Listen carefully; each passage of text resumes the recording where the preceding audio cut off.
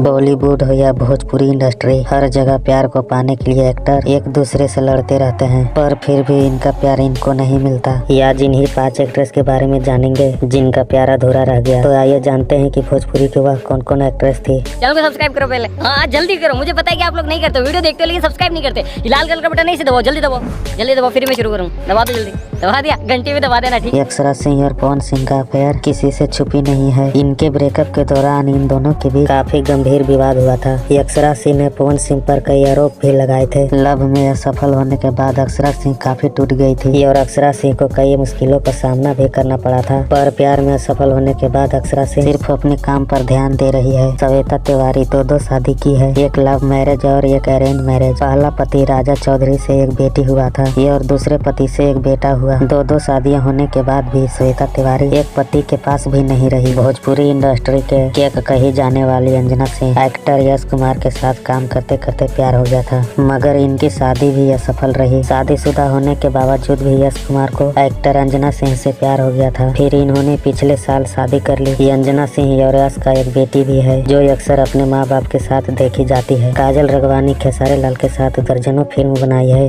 इनकी अफेयर की खबर भी खूब विवादों में रही। काजल रघवानी ने जमकर खेसारी लाल पर आरोप लगाए थे कि अब उनकी जोड़ी टूट गई और दोनों अलग अलग काम करते हैं। पाखी हेगड़े जब इनकी करियर चौपट होने लगी तो शादी करके सेटल हो गई और पाखी हेगड़े के आज 2 बेटियां हैं। लेकिन शादी के कुछ साल बाद ही पाखी हेगड़े ने अपने पति से तलाक ले लिया और दोनों अलग हो गए। ये थी इन भोजपुरी एक्ट्रेस की ये अधूरी लव स्टोरी। दोस्तों वीडियो ऐसे आपको कैसा लगा कमेंट करके जरूर बताएं।